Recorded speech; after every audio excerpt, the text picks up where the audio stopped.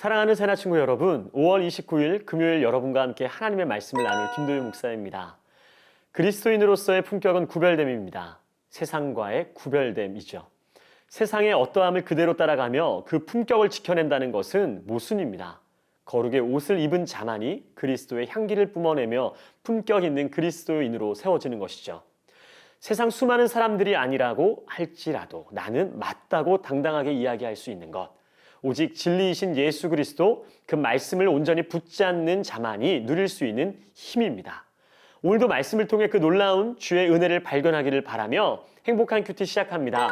오늘의 주제는 그리스도인의 품격입니다. 오늘의 말씀은 신명기 25장 11절에서 19절입니다. 만약 두 사람이 싸우다가 그 가운데 한 사람의 아내가 자기 남편을 치는 자의 손에서 구해내려고 가까이 다가가서 손을 내밀어 그 사람의 중요한 데를 붙잡았다면 너는 그 여자의 손목을 잘라버려라. 그녀에게는 무자비하게 대해야 한다. 네 가방에 서로 다른 저울추, 곧 큰 것과 작은 것을 넣지 마라. 네 집에서 서로 다른 돼, 곧 큰 것과 작은 것을 두지 마라. 너는 완전하고 정확한 추를 두며 완전하고 정확한 되를 두어라. 그래야 네 하나님 여호와께서 네게 주시는 그 땅에서 오래오래 살 수 있을 것이다. 네 하나님 여호와께서는 이런 일을 하는 자, 곧 정직하지 못한 거래를 하는 자를 가증스럽게 여기신다. 네가 이집트를 나올 때 아말렉 사람들이 네게 어떻게 했는지 기억해 보아라. 네가 지쳐 피곤했을 때 그들이 길을 가다가 너희를 만나서 뒤처져 있는 자들을 치지 않았느냐? 그들은 하나님을 두려워하지 않았다. 네 하나님 여호와께서 네게 기업으로 주시는 그 땅에서 네 하나님 여호와께서 네 주변의 모든 원수들로부터 벗어나 네게 안식을 주실 때 너는 하늘 아래에서 아말렉을 기억하는 일조차 없도록 그들을 모조리 없애버려라. 잊지 마라.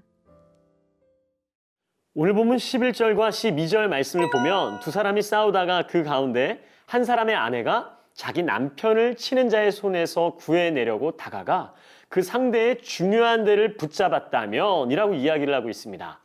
자, 그렇다면 중요한 데, 그곳이 어딜까요? 개역개정 성경에는 중요한 데를 음낭이라고 쓰여 있습니다. 여자가 자신의 남편을 구하려고 남편을 치는 자의 그 음낭을 잡거든 그 손을 찍어버리고 불쌍히 여기지 말라 이야기를 하고 있습니다. 여러분, 음낭은 남자에게 있어서 아주 중요한 신체 부위이죠. 그리고 가장 약한 급소이기도 합니다. 자신의 남편을 보호하겠다는 이유로 상대의 치명적인 급소를 공격한다는 것은 곧 그 사람의 생명에 대한 위협일 뿐만 아니라 그 남자로 하여금 영원토록 불구가 되게 할 수 있는 행위입니다. 특별히 이러한 행위가 죄가 되는 것은 상대 남자의 후손이 끊어지는 결과를 초래하기 때문이죠. 여러분 혹시 웃으셨나요? 여러분, 이것은 굉장히 심각한 부분입니다. 여자의 행위는 언약의 약속을 끊어버리는 행위임과 동시에 재판관이 행해야 하는 공의의 심판마저 자신이 직접 행사해버리는 잘못을 저지르는 것과 같습니다. 물론 자신의 남편을 구한다는 나름대로의 동기가 있다고 하지만 그 상대 사람 역시 누군가에게는 가족일 것입니다. 내 사람만 소중한 것이 아니죠. 그 상대 또한 누군가에게 아주 소중한 존재일 것입니다. 또한 지금 상황이 어떤가요? 두 사람이 싸우고 있는 것입니다. 한 사람의 일방적인 싸움이 아닌 두 사람이 함께 싸우고 있는 것이죠. 한쪽만 잘못한 것이 아니라 양쪽 모두의 잘못이며 문제인 것입니다. 그러한 상황 속에서 아내는 물론 남편의 입장에서 서는 것이 당연할 것 같지만 그것은 의도적으로 공정하지 못한 행위인 것에는 틀림없습니다. 게다가 약점인 줄 알고 의도적으로 중요한 그곳을 잡은 모습은 결코 정당한 모습으로 볼 수 없는 것이죠. 모욕적인 약점을 건드리지 않는 것, 지킬 것은 지키는 것이 여러분 품격입니다. 13절과 14절에 내 가방에 내 집에서 서로 다른 저울추, 서로 다른 돼, 곧 큰 것과 작은 것을 넣지도 두지도 말라고 이야기를 합니다. 물건을 사고 팔 때 서로 다른 추와 되를 사용하여 부당한 이득을 취하지 말라는 경고입니다.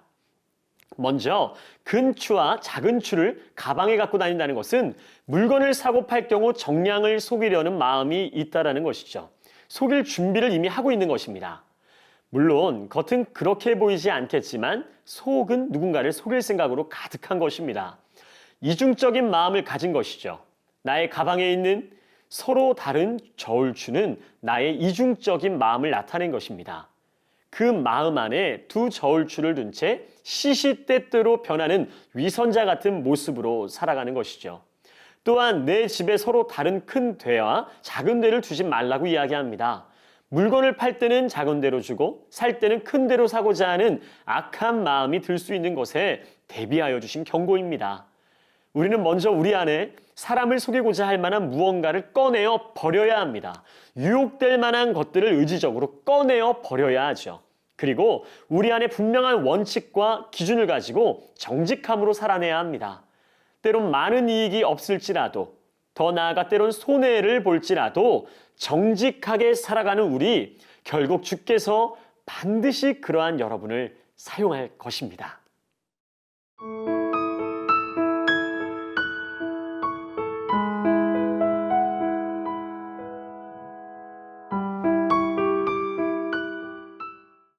(17절과 18절) 말씀을 보면 이스라엘이 이집트를 나올 때 아말렉 사람들이 이스라엘에 지쳐 피곤함을 틈타 뒤처져 있는 자들을 쳤다고 이야기를 하고 있습니다.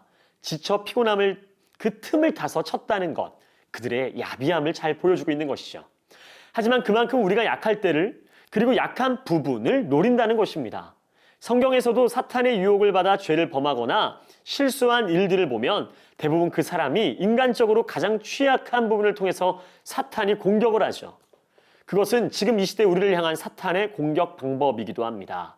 우리가 영적으로 약해질 때 그 빈틈을 노리죠.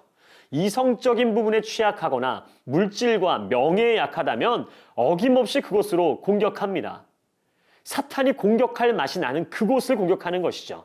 하지만 마귀는 그리스도의 이름을 힘입어 정면으로 그를 대적하는 자에게는 감히 달려들지를 못합니다. 오직 믿음이 약하고 흔들리며 틈을 보이는 자를 향하여 공격할 뿐이죠. 17절과 19절에 각각 기억해 보아라, 즉 기억하라와 잊지 마라 라는 두 단어가 있습니다.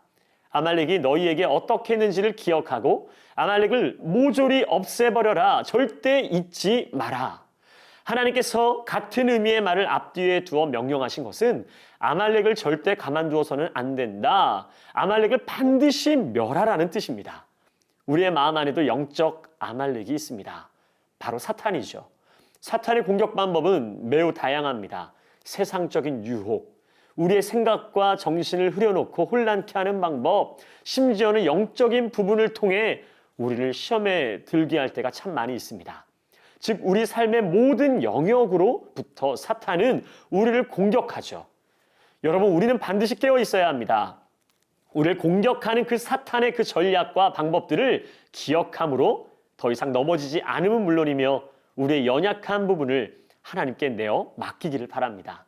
나아가 하나님의 말씀 안에 굳게 서서 믿음을 지키고 순종함으로 사탄을 대적하여 승리하는 우리 사랑하는 새나 친구들이 되기를 주님의 이름으로 축복합니다. 함께 기도하겠습니다.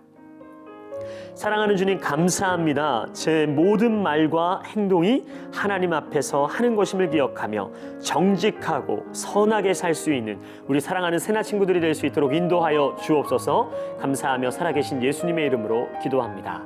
아멘.